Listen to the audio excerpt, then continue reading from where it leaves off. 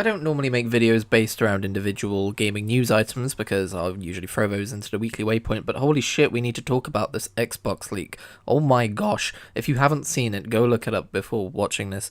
The FTC accidentally leaked Xbox's plans all the way into 2030. So all of those, like, if you listen to Phil Spencer's interviews, all of those, like, oh, I'm thinking about what's on the horizon of the horizon stuff, all of those secrets, they are now in full focus. Some of them are not very surprising, some of them are quite surprising, some are very interesting, some are not very interesting, some are video games and are quite exciting, and some of them are fucking insane. First of all, the one thing I do want to say is that I feel for the devs and even the publishers who wanted to keep things a secret and now have no way to drum up hype and excitement for their upcoming video game releases. That always sucks, but the leak is out there and we can't really put that back in the bottle. Like, imagine you're working really hard on the next Doom game and you're really excited to unveil the next Doom game so people can see your work on the next Doom game.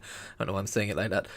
And then this comes out and steals all your thunder and it's just a small part of a much larger news story. And then when you do go to reveal your game, everyone's like, oh, there it is. The Doom game. The FTC really fucking dropped the ball on that one. Anyway, so I'm not going to go into every single little aspect about this leak. You can look it up for yourself. I'm going to go over the things that stood out to me. Xbox are interested in creating a handheld console.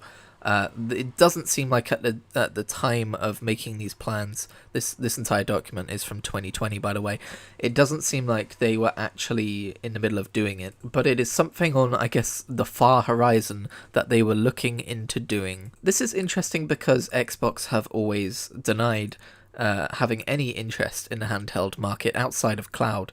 But cloud is billed as kind of a separate thing in this document, like a handheld cloud device. So it seems like this is meant to be like a native game running portable device. I would be very interested to see it. However, I also think that goes hand in hand with the crazy part of this, which is Phil Spencer wanting to acquire Nintendo, which we'll talk more about at the end of this video.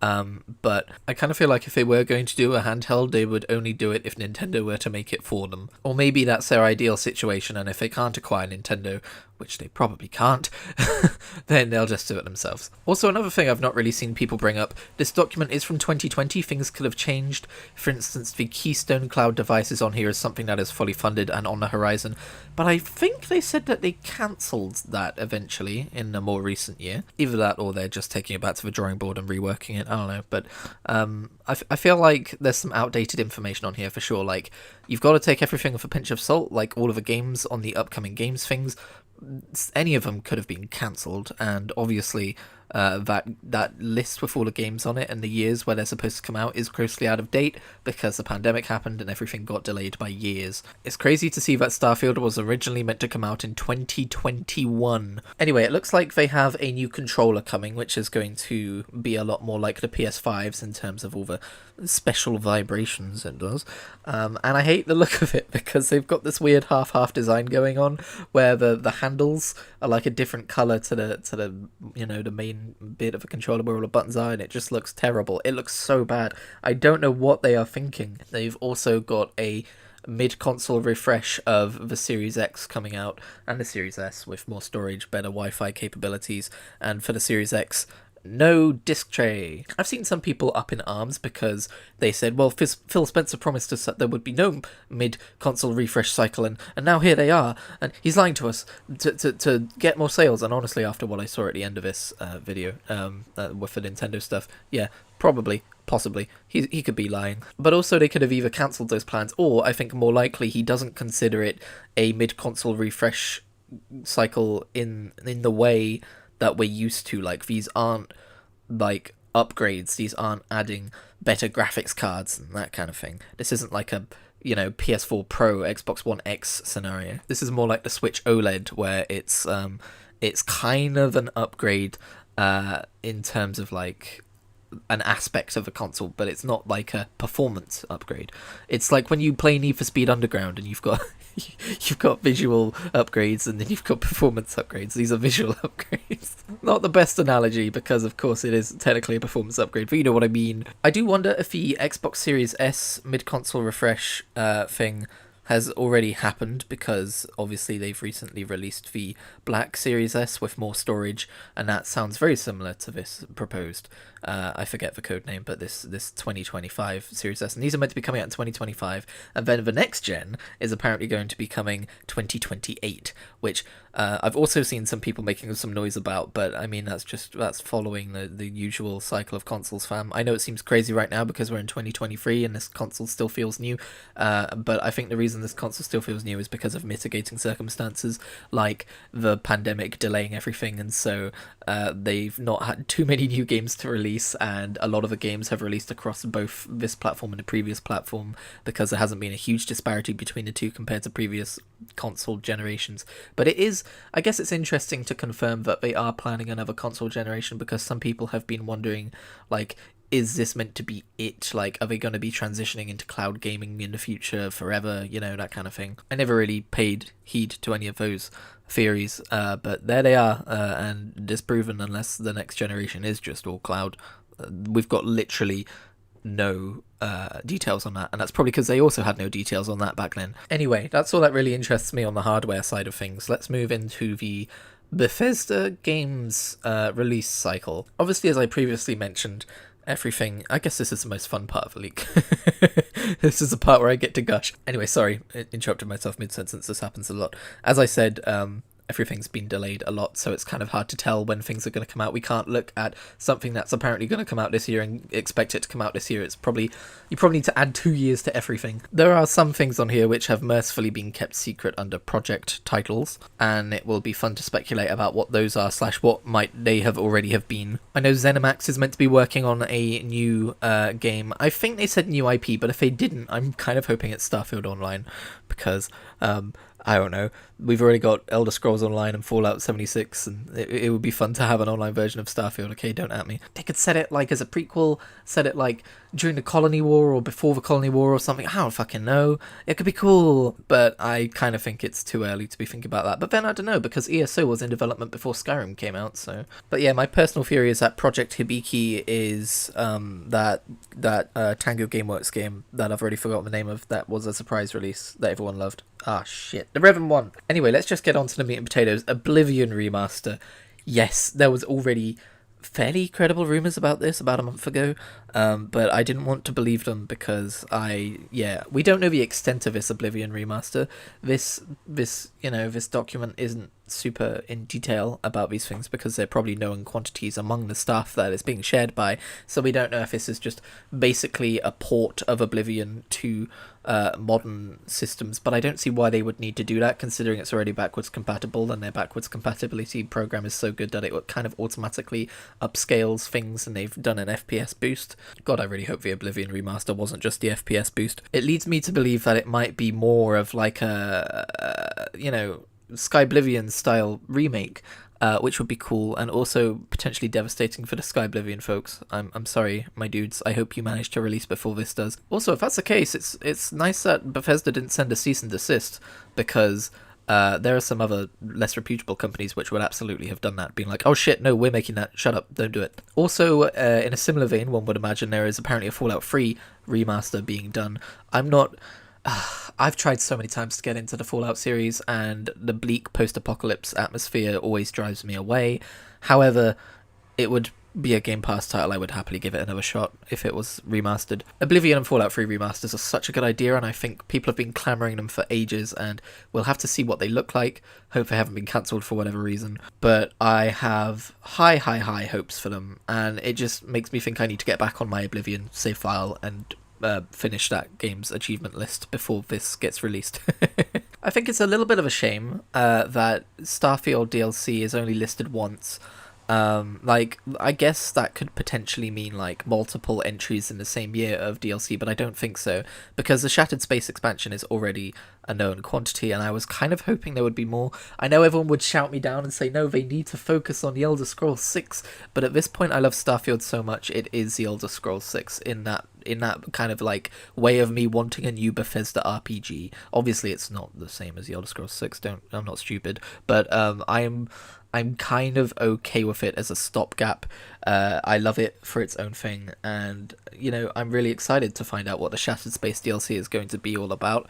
And I was kind of hoping that we'd get more than one expansion. But, you know, especially with DLC in the games industry, plans notoriously do change, so maybe they will find some time to spin off some more DLCs, but I'm not holding my breath. Then we've got a little thing called Doom Year Zero. Now, correct me if I'm wrong, but I thought they said that after Doom Eternal, they'd done everything they'd wanted to do with a new Doom series, and were moving on, assumedly to something like Quake. So it's very interesting that we're getting something called Doom Year Zero, especially since it's called Year Zero, implying that it's some sort of prequel. Now, is this going to be a prequel in the gameplay sense, that it's going to be a throwback to the old style of Doom games, like a little retro thing? Because honestly, I would be down for that, although I don't know if everyone would be quite so thrilled. Or is it going to be more of like a a melee focused Doom, like an actual Year Zero focused Doom, like diving into like biblical stories back in the day and doing their own take on that, like the Doomslayer before guns, before the modern era, the Doomslayer of old, as was hinted at in the new Doom games lore. That could be interesting too. Or it could just be the next Doom game and I'm reading too much into a simple title. I have to wonder if they started to work on a new Quake game and were like, nah, it's gotta be Doom. It's interesting that plan for 2024, now probably 2026, they had a licensed IP game that isn't Indiana Jones all wrapped up, so I'm like wondering what that's gonna be. I know Star Wars have approached several different gaming companies to make Star Wars games, so maybe it's a Star Wars game, but it could easily be absolutely anything. What about a Bethesda-published Ghostbusters game? Would people be interested in that? I certainly wouldn't, but people might go crazy for that. What about Bethesda-published Honey, I Shrunk the Kids game? Wait, that's just Grounded, not Bethesda-published, but that's actually been done. I think the craziest thing about this list is that there's apparently going to be an Elder Scrolls Online expansion in 2024. Oh my god, can you believe it? There's also a Ghostwire Tokyo sequel, and could that just be like Ghostwire Fukushima? And a Dishonored 3. I'm not really crazy about either of those franchises, so I'm afraid you're not going to hear me gush about those, but that's cool for people who love those. It's interesting to me that Dishonored 3 is so far down the roadmap, considering that Death of the Outsider was so long ago at the time of this document, I think. Death of the Outsider came out in, what, 2018, 2019? I don't really remember, I don't really follow the series, but it makes you wonder what they're doing to reinvent the wheel with Dishonored 3. They've also got a bunch of unannounced free-to-play projects, but I don't think any of us really give two hoots about that. Now, what's interesting about the information we have about the Elder Scrolls 6 in this document is that it says 2024, obviously. This is a 2020 document. We actually got more recent information yesterday by, I guess, an officially released document from the FTC talking about how Phil Spencer said that it's going to be 2026 and on Xbox and PC only. But then apparently Phil Spencer said the platforms are technically TBD and Elder Scrolls 6 is at least 5 years out, so I don't really fucking know anymore, to be honest. Now, speaking of Phil Spencer, we've also got an email here where we're all reminded that our lovable Uncle Phil, relatable gamer, fun-loving guy, is also a fairly ruthless businessman. And of course, certain people among us would always say, like, oh, you know, of course he is a businessman, and this could all be a facade and everything, but none of us ever really took ourselves seriously when we were saying that. Well, here it is. It's not, like, super egregious, of course, like, as far as businessmen go, he's probably still a saint, but I find it very icky the language with which he discusses wanting to acquire Nintendo. Like, he talks about he has a guy who's been buying up loads of stock in Nintendo, and how he's been playing the long game with Nintendo, trying to convince them, and how they're so stuck in their ways about, like, you know, their own hardware and stuff, and how, oh, he wouldn't recommend a hostile takeover, which kind of means he's considered it and he believes that is within Microsoft's capability, and how adding Nintendo to his list of acquisitions would be a big career moment for him. I do not think Microsoft should acquire Nintendo. And this is coming from someone who, if you watch my last Weekly Waypoint, I have lots of negative opinions about Nintendo and the way they do things, especially with, like, the Switch hardware and everything. Like, if Microsoft acquired Nintendo, yes, it would probably benefit me as someone who has my opinions, but I still don't think they should. That is a step too far. Activision might have been a step too far, to be honest. It is egregious. I made this joke on Twitter about, you know, like, Bethesda, oh, you're acquiring Bethesda? Oh my god, that's huge, that's crazy, that's really cool, nice, well done. And then, oh, we're acquiring Activision. You're what? You're acquiring Activision? Oh god, that's huge. That's Microsoft has fuck you money, and then we want to acquire Nintendo. It's like, okay, stop. Like, just stop. I feel like this confirms so many people's fears about Microsoft wanting to monopolize the industry. Or at least make it like a bipartisan thing, like politics, I guess. Like, just have Microsoft and Sony, but like have Microsoft and Nintendo like merged so that they are clearly the biggest competitor in the industry. While from a consumer standpoint, in the short term, Microsoft acquisitions are really fun because of what they had to Game Pass. I think that's also part of their strategy to get consumers on side for acquisitions. I think if we're going to be grown-ups about this and be real about this is frightening, and they shouldn't acquire Nintendo. And I just want someone to go to Phil like, hey, how would you feel about selling Xbox? Obviously, that's not how that works because it's a part of Microsoft, but you know what I mean? He'd be like, no, obviously not. I just want someone to be like, yeah, that's how Nintendo feel. Nintendo are their own company with their own mission, with their own horizons and future and stuff, and wanting to acquire them isn't just egotistical, it's downright vain. It's icky and it's gross and I hate it, and I wish... I wish that shit stayed in the past, because obviously they made this little joke thing. Like, this is interesting, right? This is a 2020 email about him, like, oh, I'd love to acquire Nintendo, but more recently, Xbox have publicized the fact that they tried to acquire Nintendo many years ago, and Nintendo laughed them out of a room. So what was the point in publicizing that if you still want to acquire Nintendo? Was it so that you got people used to the idea of Microsoft acquiring Nintendo being a sentence? Or is it because you finally had given up on that idea and you were able to share that information? I don't know, man. All I know is that I feel guilty for publicly praising Phil Spencer in the past, because despite all of his good, and, you know, it could all be a facade, but I kind of, like, still think good things can be true alongside bad things, and I think there are some bad things that we have minimized in the past about Phil Spencer, about the fact that he is a businessman, and he sees acquiring all of the gaming industry as